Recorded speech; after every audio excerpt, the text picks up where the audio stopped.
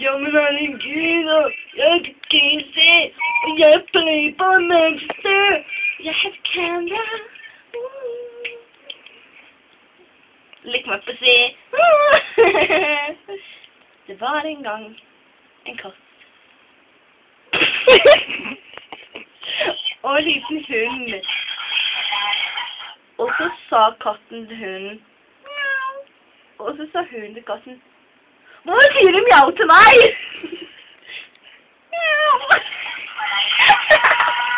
Du er gæren. Nei. Ikke gæren. Ok. Listen. Ikke det. Ja. Listen to my boobs.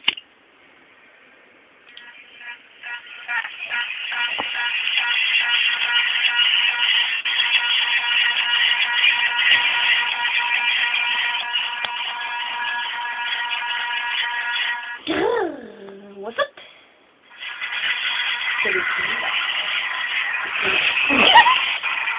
Fy faen, du har masse rare ting på deg.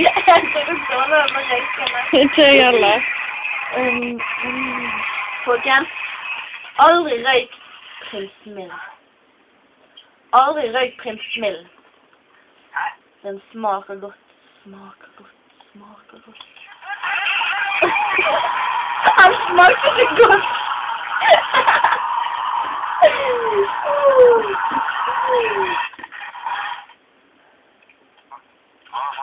Jeg er kåt. Nei!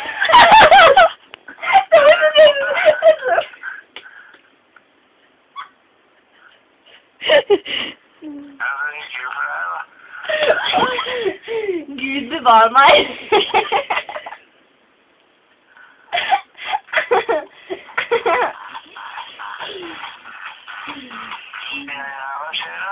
Hva skjer det på geringen? Ting-ting-ting.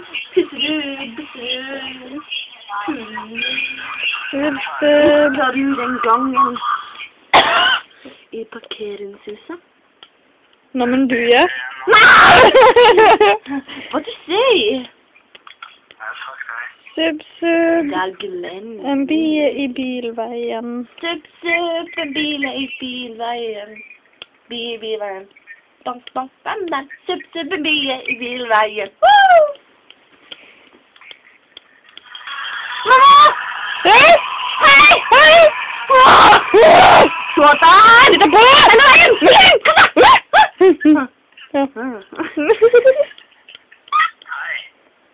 God dagen. Hvordan henger han? Blir ikke lenger. Blir ikke lenger!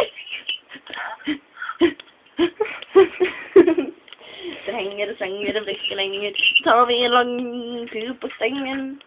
En stang som er lang og tunn og flat. Men det har ikke en stang, for den er flat. Helemax-Egon!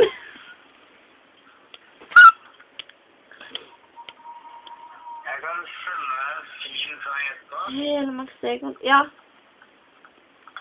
Som du sikkert kommer til å synes er veldig kult. Du skal sende meg en fin sang, så jeg synes det er kul.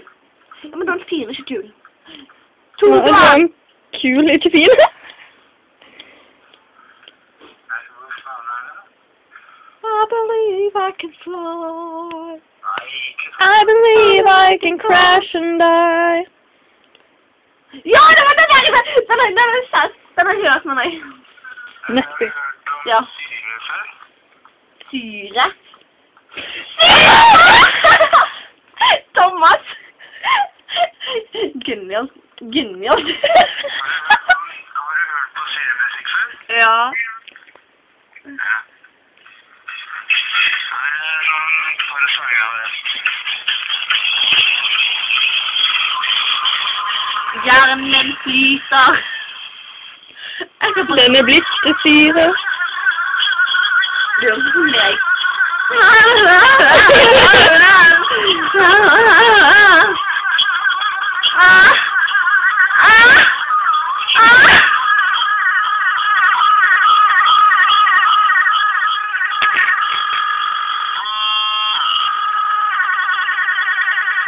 I can touch my animal.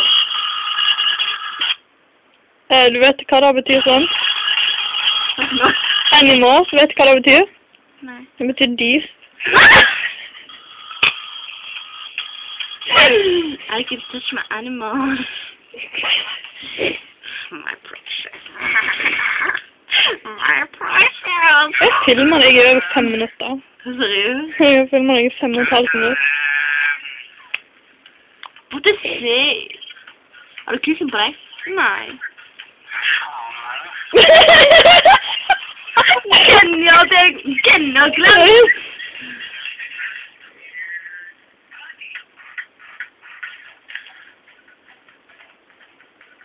Har du lyst på en røyk?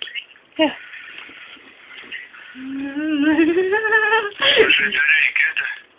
Da må du sitte og være syk. Hvordan? Lighter.